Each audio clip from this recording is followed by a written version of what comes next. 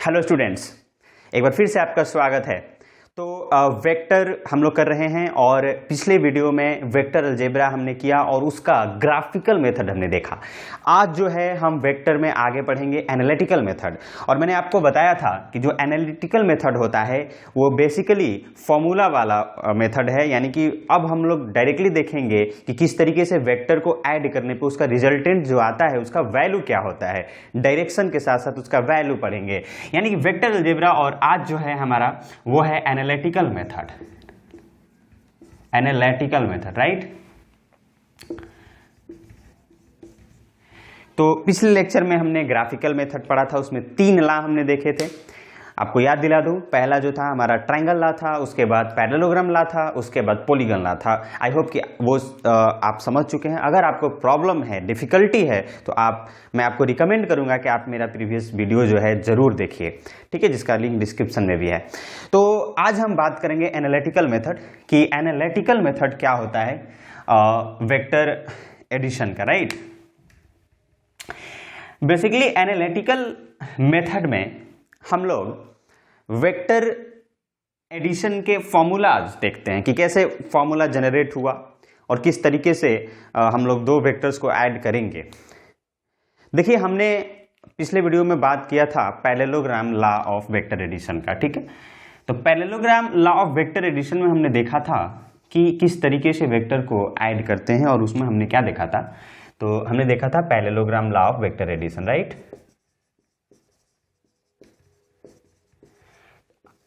Vector algebra यानी कि analytical method में जो हम लोग वेक्टर एडिशन सीखेंगे वो पैरेललोग्राम लॉ से ही सीखेंगे। यहां से ही हमारा जो फॉर्मूला होगा वो जनरेट होगा। तो पैरेललोग्राम लॉ में हमने देखा था कि मान लो सपोज 2 वेक्टर हैं, स्पेस में कहीं भी किसी भी तरीके से पड़े हुए हैं। तो फर्स्टली हमें क्या करना है, उन दोनों वेक्टर को आपको टेल के साथ ज्वाइन करना है। तो आप इस तरीके से करेंगे कि सपोज मान लीजिए हमारे पास एक वेक्टर ए है और एक दूसरा वेक्टर बी है। तो हमने इन दोनों वेक्टर को क्या कर दिया, इन दोनों वेक्टर को टेल से ज्वाइन कर दिया। जब आप इसको टेल से ज्वाइन करेंगे देन आपको क्या करना है कि यहां से एक पैरेललोग्राम कंप्लीट करना है। तो हमने एक पैरेललोग्राम कंप्लीट किया था, राइट, इस तरीके से एक पैरेललोग्राम कंप्लीट किया था। और मैंने बताया था कि जो आपने ये जो टेल, दोनों वेक्टर का टेल ज्वाइन किया है, वहां से जो डायगोनल होगा, इस पैरेललोग्राम का जो डायगोनल होगा वो रिप्रेजेंट करेगा रिजल्टेंट वेक्टर को। ये वेक्टर यानी कि ये होगा हमारा रिजल्टेंट वेक्टर, और इसको हम लिखेंगे resultant is equals to A vector plus B vector. ये हमने पढ़ा था, आपको याद होना चाहिए ये चीज, ठीक। तो इसी लॉ को यूज करके हम लोग सीखेंगे कि जो रिजल्टेंट है, ये आर वेक्टर है, इसका मैग्नीट्यूड कितना होगा, इसका वैल्यू कितना होगा। मैंने आपको पहले भी बताया है कि सपोज ये ए वेक्टर है, तो ए वेक्टर का जो मैग्नीट्यूड होता है, लेंथ होता है, उसको हम लोग ए से रिप्रेजेंट करते हैं। ए लिखा है, इसका मतलब इसका मैग्नीट्यूड हम लिख रहे हैं, वेक्टर नहीं। बी लिखा है, इसका मतलब हम इसका क्या लिख रहे हैं, मैग्नीट्यूड लिख रहे हैं। आर वेक्टर है, अगर हम आर लिख रहे हैं, इसका मतलब क्या है कि हम इस आर वेक्टर का मैग्नीट्यूड की बात कर रहे हैं। तो ये आपको समझ में आनी चाहिए। इसको आर, या मैंने बताया था कि आर वेक्टर मॉड लगा दो। ये दोनों मतलब यही होता है, यानी कि इन दोनों का मतलब ही होता है कि ये किसको रिप्रेजेंट कर रहे हैं, ये magnitude of the vector R vector को रिप्रेजेंट कर रहे हैं, राइट। तो अब हम लोग सीखेंगे कि किस तरीके से हम लोग वेक्टर का फॉर्मूला जनरेट करेंगे 2 वेक्टर्स को ऐड करने के लिए, राइट। तो चलिए सीखते हैं कि किस तरीके से हम फॉर्मूला जनरेट करेंगे। सबसे पहले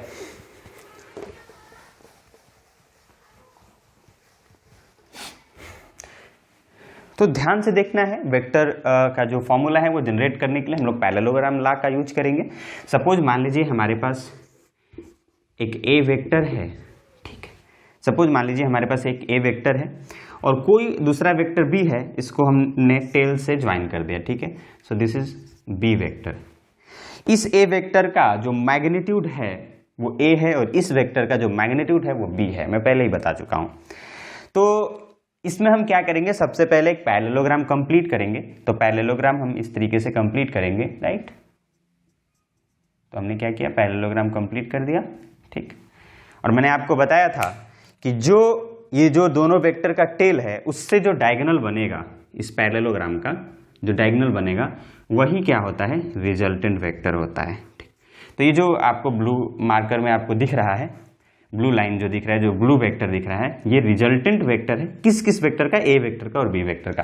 अगर आप थोड़ा सा ध्यान से देखो तो अगर ये बी वेक्टर है तो ये भी बी वेक्टर होगा, तो यहाँ पे हम ट्रायंगल ला से भी देख सकते हैं ए प्लस बी आर के बराबर होगा, ठीक है।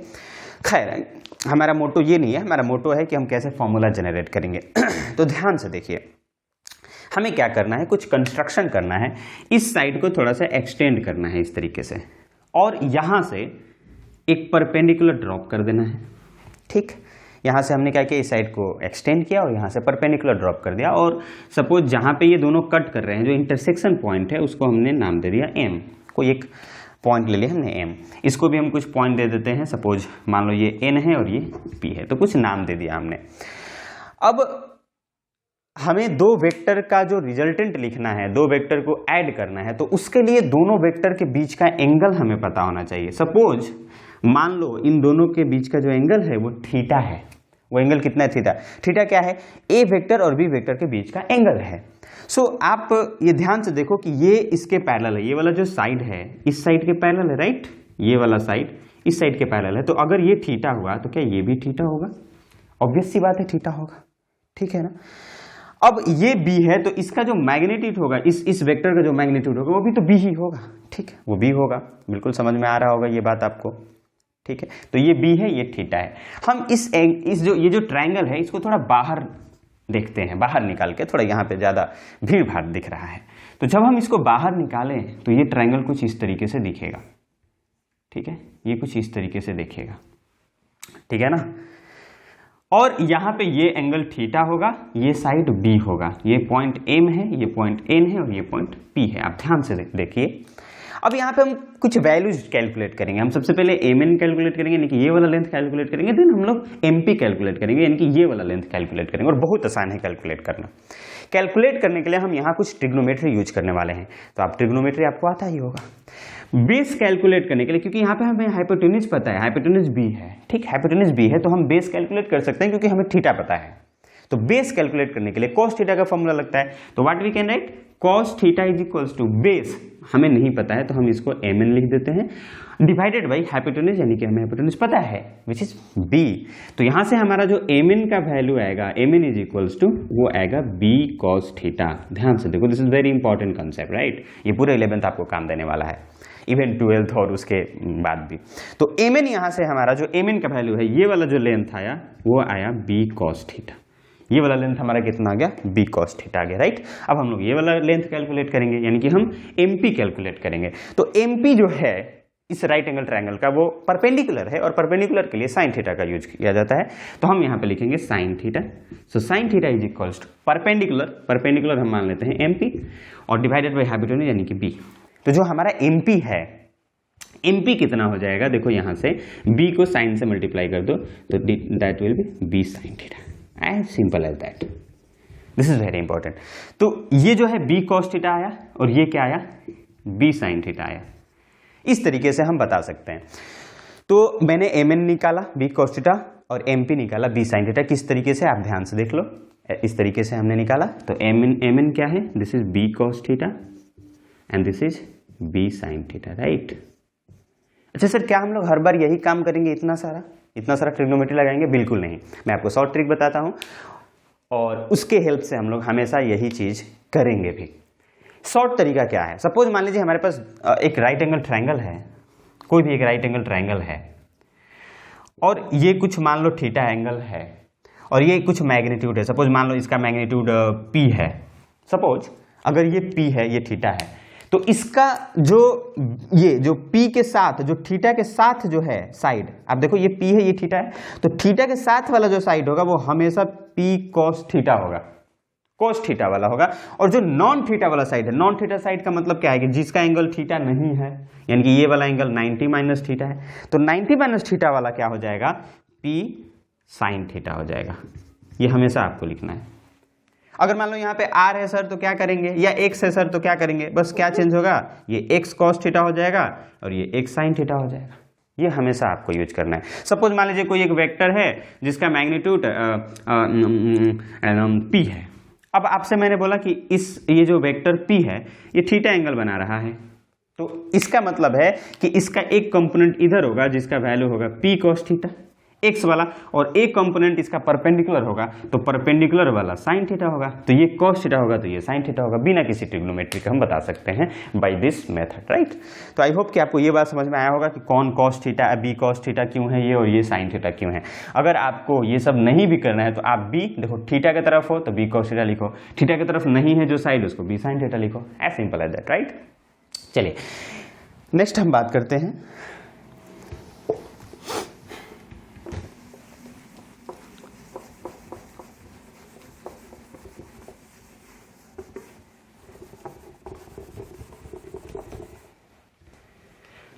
तो आई होप कि आपने नोट डाउन किया होगा जो भी मैंने बताया। अब हम लोग क्या करेंगे, इस पर हम ये जो बड़ा वाला ट्रायंगल आपको दिख रहा है, ये जो बड़ा वाला ट्रायंगल क्या दिख रहा है, इसको कंसीडर करेंगे। बड़ा वाला ट्रायंगल देखो, बड़ा वाला ट्रायंगल में ये पॉइंट P है, ये पॉइंट M है, देखो PM, और ये इसका नाम मैंने नहीं दिया है तो कोई नाम दे देते हैं, O मान लो, तो ये O, तो this is the triangle OMP, right. इस ट्रायंगल में हम कंसीडर करते हैं, ठीक है, ये वाला ट्रायंगल हम कंसीडर करते हैं कि देखते हैं कि इसमें क्या होता है, ठीक है ना।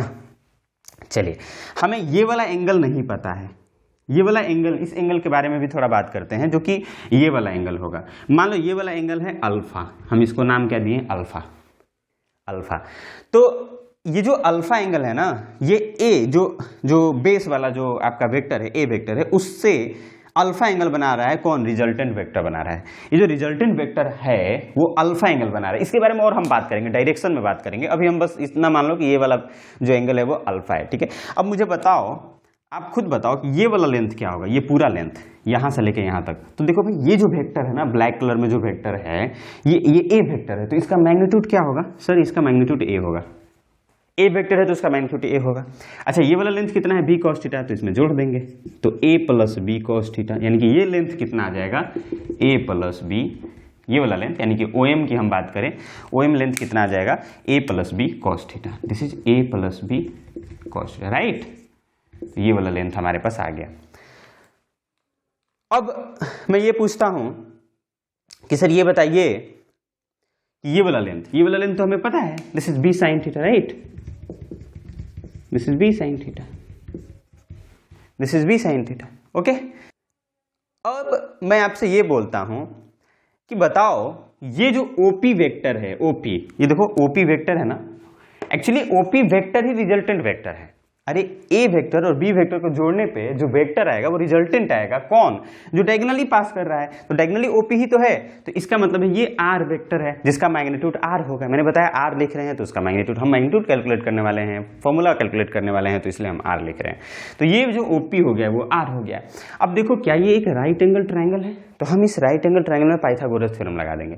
तो पाइथागोरस थ्योरम लगाएंगे तो ये हो जाएगा R का स्क्वायर हाइपोटेन्यूज R का स्क्वायर, R का स्क्वायर बराबर हो जाएगा बेस का स्क्वायर, तो बेस का स्क्वायर क्या होगा, a plus B cos theta का होल स्क्वायर, और प्लस परपेंडिकुलर स्क्वायर यानी कि b साइन थीटा का होल स्क्वायर।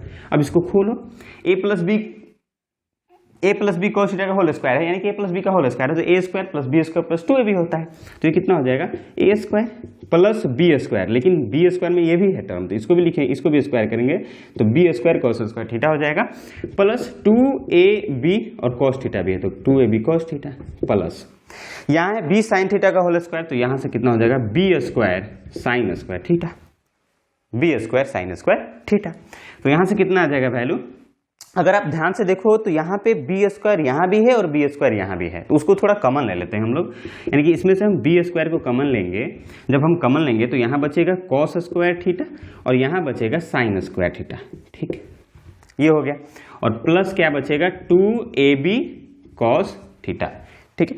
नेक्स्ट हम करते हैं, यहां से देखो, ध्यान से देखो, a square plus B square, और क्योंकि cos square theta plus sine square theta क्या होता है, 1 होता है, आपने ट्रिग्नोमेट्री में पढ़ा होगा, यानी sign square theta plus cos square theta का वैल्यू कितना हो जाएगा, 1 हो जाएगा, तो हमारे पास बचेगा 2ab cos theta, this is R square. तो आर स्क्वायर का वैल्यू कितना आ गया, a square plus B square plus 2ab cos theta. ध्यान से देखिए, आर स्क्वायर का जो हमारा वैल्यू है, आर स्क्वायर का जो हमारा वैल्यू है वो हो गया a square plus B square plus 2ab cos theta. ये सब कैसे आया, तो ये पूरा मैंने आपको दिखा दिया कैसे आया, इसमें राइट एंगल ट्रायंगल में, ठीक है, राइट एंगल ट्रायंगल में पाइथागोरस थ्योरम यूज करने से आया, ठीक है, ये आया। अब हमें निकालना आर है, आर है ना, जो रिजल्टेंट वेक्टर का मैग्नीट्यूड है, जो हम जोड़ रहे हैं ना उसका मैग्नीट्यूड आर है। तो आर जब हम निकालेंगे तो ये सारा रूट में चला जाएगा और यहाँ हो जाएगा A square plus B square plus 2ab cos theta. तो this is the final formula आपको रिजल्टेंट वेक्टर का मैग्नीट्यूड निकालने का। तो यही वो फॉर्मूला है अंडर रूट ए square plus B square plus 2ab cos theta, जो क्या है, जो दो वेक्टर को जोड़ने से जो मैग्नीट्यूड हमें मिलेगा वो इस फॉर्मूला से मिलेगा। मैंने आपको पूरा डेरिवेशन सिखा दिया, आप एक बार इसको नोट डाउन करो, कॉपी पे लिखो, खुद से भी डेराइव करने की कोशिश करो। तो जो हमारा रिजल्टेंट वेक्टर आया उसका जो मैग्नीट्यूड आया वो आया under root A square. A square क्या है, magnitude of a vector, b magnitude of a vector का होल स्क्वायर, बी क्या है, बी स्क्वायर क्या है, मैग्नीट्यूड ऑफ बी वेक्टर का whole square plus 2ab cos theta. ये फॉर्मूला आपको बाय हार्ट याद होना चाहिए और आप बार बार इसको यूज करोगे तो ये याद भी हो जाएगा, जरूरत भी नहीं पड़ेगा। तो जब हम किसी दो वेक्टर्स को ऐड करेंगे तो हमें क्या क्या पता होना चाहिए, सो दैट कि हम लोग आसानी से वेक्टर का मैग्नीट्यूड पता कर सकते हैं दो वेक्टर को जोड़ने से। अब हमें ये बात समझ में आएगा कि जब हम दो वेक्टर्स को जोड़ेंगे तो उसका रिजल्टेंट क्या होगा। ठीक है, तो यहाँ हम ध्यान से अगर देखें तो यहाँ पे थीटा भी आ रहा है, जो कि थीटा क्या है, this is the angle between a vector, angle between a vector and b vector. इसका मतलब कि कहीं ना कहीं जो हमारा रिजल्टेंट है वो दोनों वेक्टर के एंगल पे डिपेंड कर रहा है, बिल्कुल डिपेंड कर रहा है। इसको हम एग्जाम्पल से समझेंगे। तो सबसे पहला एक एग्जाम्पल ले लेते हैं, क्वेश्चन ले लेते हैं। सपोज हमारे पास दो वेक्टर्स हैं और दोनों वेक्टर्स के बीच में कुछ एंगल है, राइट। तो इक्वेशन ही कर लेते हैं। सपोज मान लो हमारे पास दो वेक्टर है, two vectors of magnitude, two vectors of magnitude 2 Newton and 3 Newton having angle between them is 60 degree. Find resultant, find magnitude of resultant vector. तो ये हमारे पास क्वेश्चन है कि दो वेक्टर्स है जिनका मैग्नीट्यूड 2 न्यूटन है और 3 न्यूटन है और दोनों के बीच में एंगल 60 डिग्री है। तो बताइए कि मैग्नीट्यूड क्या होगा रिजल्टेंट वेक्टर का, यानी कि जोड़ने पे क्या होगा। तो इस तरीके से है, मान लीजिए हमारे पास एक ए वेक्टर है ये वाला और दूसरा वेक्टर है ये वाला, ठीक है, और दोनों के बीच में एंगल 60 डिग्री है। सपोज ये वाला 2 न्यूटन है और ये 3 न्यूटन वाला है, ठीक है, वेक्टर है, ठीक है, फोर्स है यानी कि वेक्टर है, उसका मैग्नीट्यूड 2 है इसका और इसका मैग्नीट्यूड 3 है। तो वेक्टर्स को ऐड करने के लिए आपको उसका मैग्नीट्यूड पता होना चाहिए, राइट। और आपको एंगल कितना दिया है 60 डिग्री। तो आप क्या करोगे, जो रिजल्टेंट वेक्टर होगा उसका मैग्नीट्यूड जो होगा वो अंडर रूट, मैंने क्या बताया, पहला वेक्टर का मैग्नीट्यूड का स्क्वायर करो तो 2 का स्क्वायर कर दो, प्लस जो दूसरा वाला वेक्टर है उसका स्क्वायर कर दो तो 3 का स्क्वायर हो जाएगा, प्लस 2 इंटू मैग्नीट्यूड ऑफ पहला वेक्टर इंटू मैग्नीट्यूड ऑफ दूसरा vector into cos theta. Theta क्या है, theta is the angle between the vectors. कितना है 60 डिग्री, तो यहाँ पे 60 डिग्री लिख दो। तो कितना हो जाएगा, दिस इज 4 प्लस 9 प्लस 2 2 जा 4 3 जा 12 इंटू कॉस 60 कितना हो जाता है 1/2 अंडर रूट, ये 2 6 जा 12, तो ये कितना हो जाएगा 13 प्लस 6 अंडर रूट 19। यानी कि जब हम 3 न्यूटन और 2 न्यूटन फोर्स को ऐड करेंगे तो रिजल्टेंट जो आएगा वो अंडर रूट 19 आएगा। तीन फोर्स और 2 फोर्स को जोड़ने पर कितना आ रहा है, रूट 19 आ रहा है, 5 नहीं आ रहा है। ये क्यों हुआ, ये वेक्टर के वजह से हुआ, वेक्टर ने इसको रूट 19 कर दिया। और अगर आप ध्यान से देखो तो एंगल के वजह से भी ये हो रहा है। अगर हम एंगल चेंज करेंगे तो इस आर का रिजल्टेंट का जो मैग्नीट्यूड है, सॉरी जो रिजल्टेंट है वो भी चेंज होते रहेगा। तो एंगल पे ये डिपेंड कर रहा है, ठीक है। एक और क्वेश्चन लेते हैं और करते हैं।